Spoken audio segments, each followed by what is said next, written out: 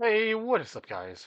Dreadful here, and in today's video, we're gonna look over Rien Sang's kit, which, from what I have seen so far, uh, the only thing I know is that he's got 3 pages of, like, stuff that has to be there. So, right now, I'd say it's best we look at his passives first, or specifically, like, these guys here.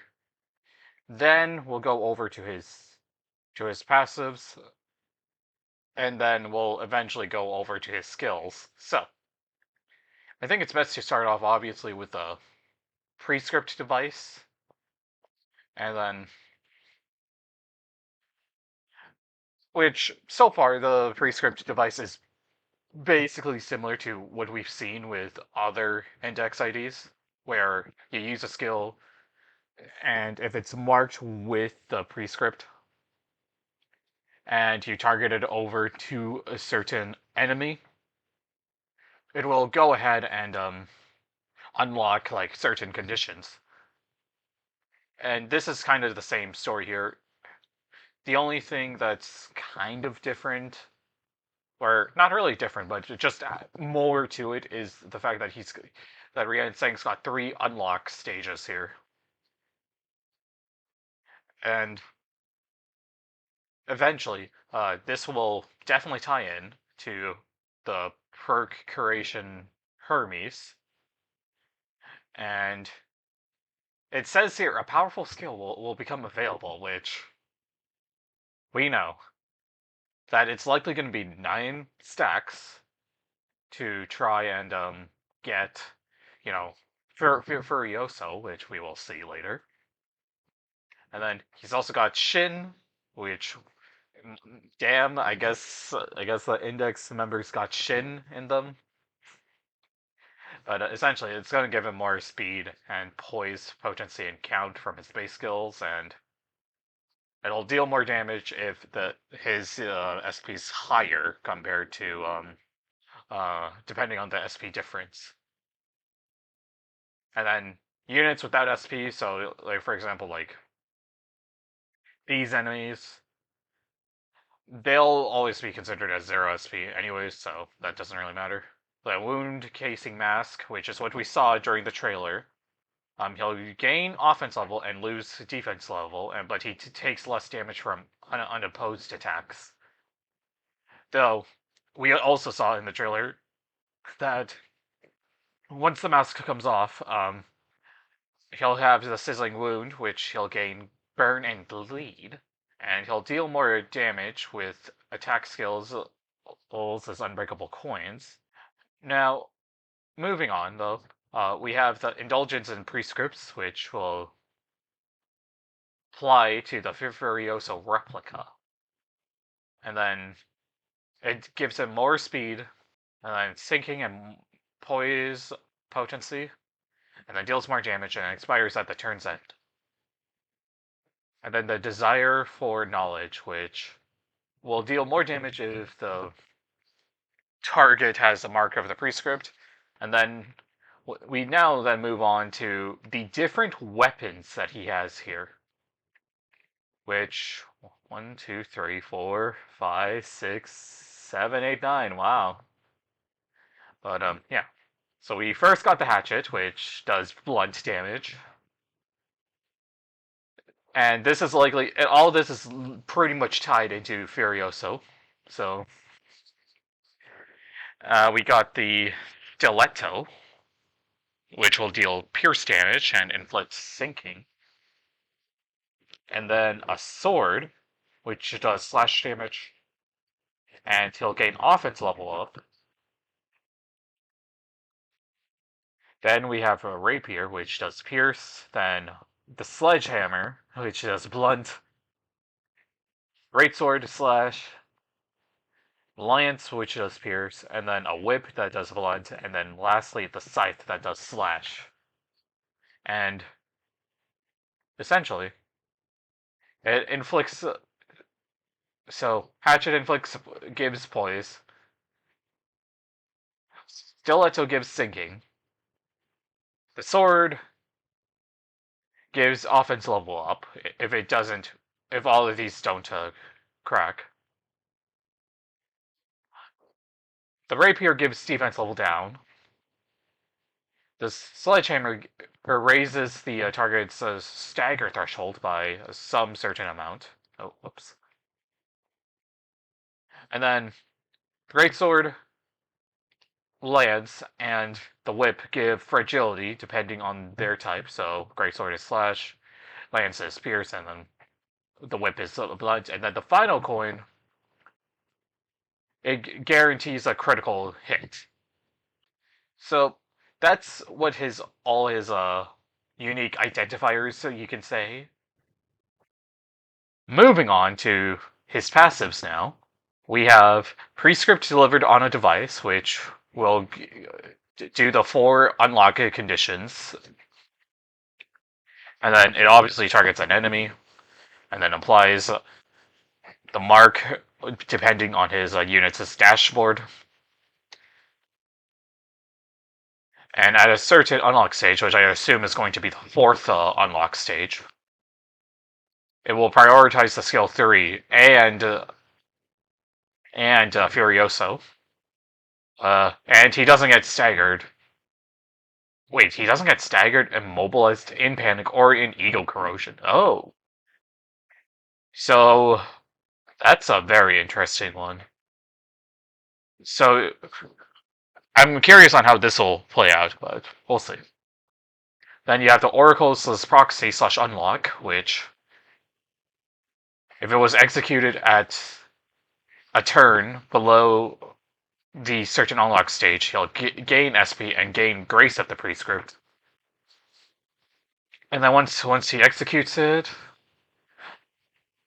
and the target has the Prescript target, he'll gain even more SP and more Grace of the Prescript instead.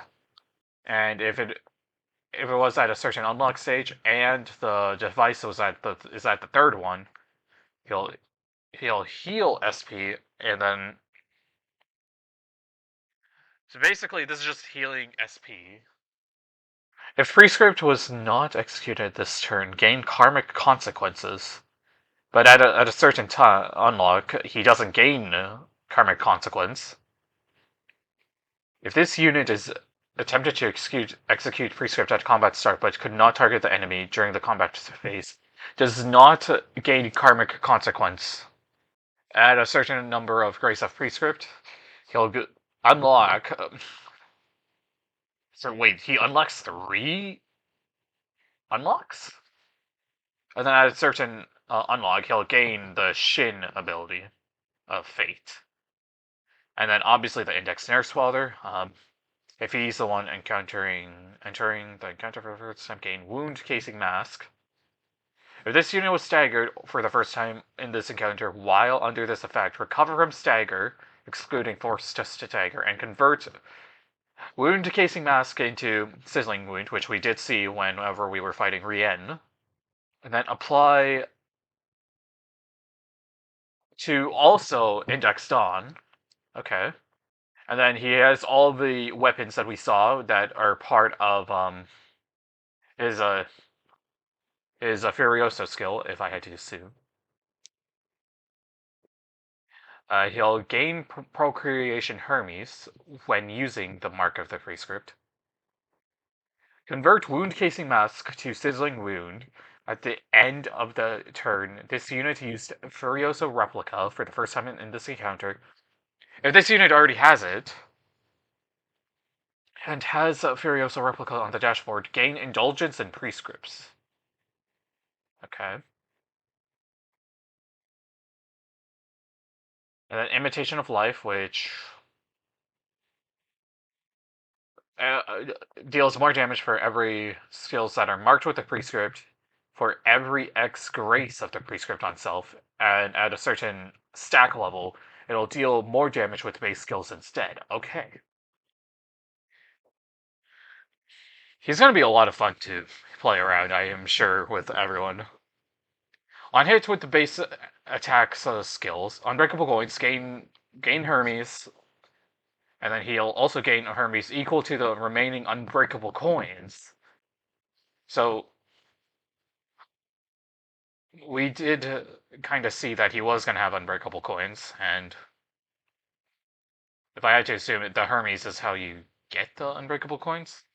Gain a Hermes equal to number of skills remaining on unbreakable coins rounded down, and that's for Furiosa Replica. If her Hermes has reached a certain status and does not have a skill 3 on the dashboard at the start of next turn, convert a base skill into skill 3. Ooh. I don't remember what this reminds me of, but I think. Do we have an ID that does. Oh yeah, okay. It reminds me of like,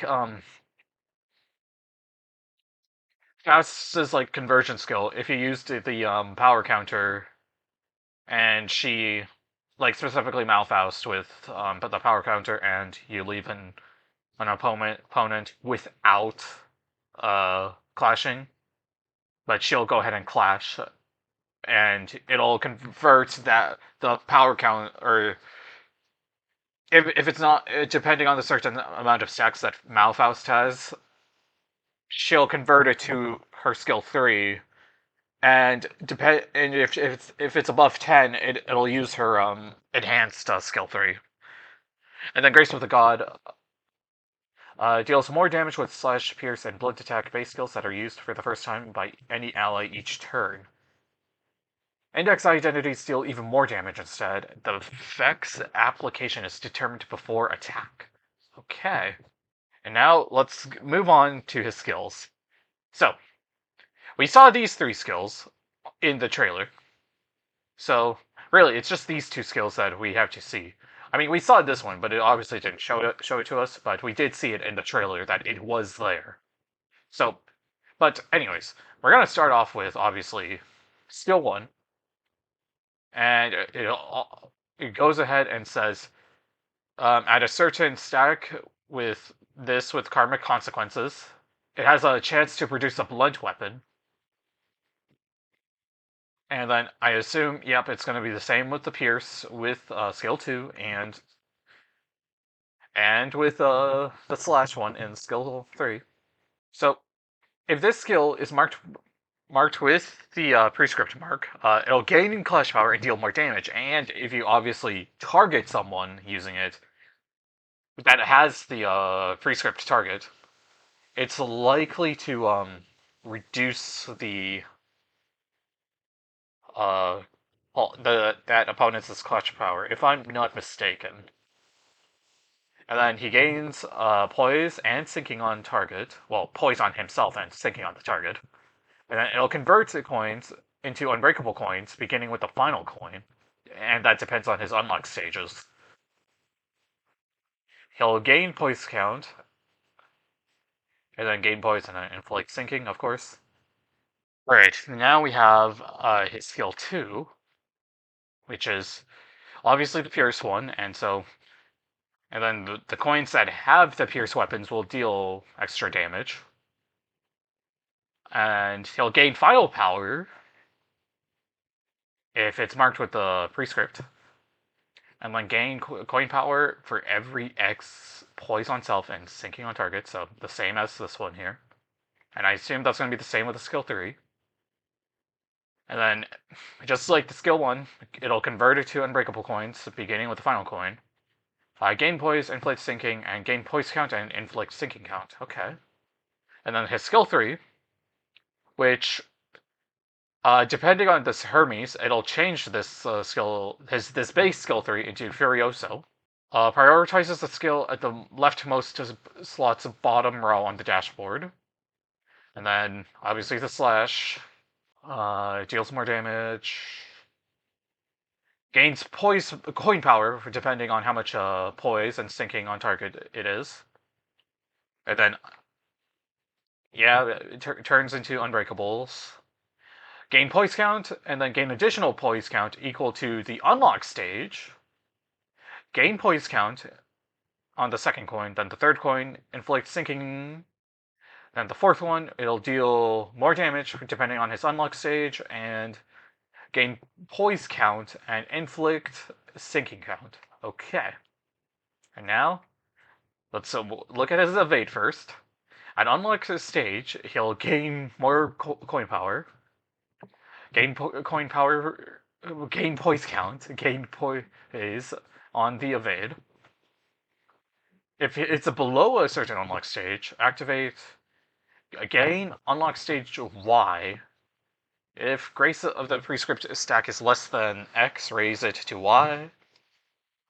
And then you'll gain a certain amount of karmic consequences at the start of the next turn for every Grace of the Prescript gained via the effect above. Okay, that's actually going to be very fun.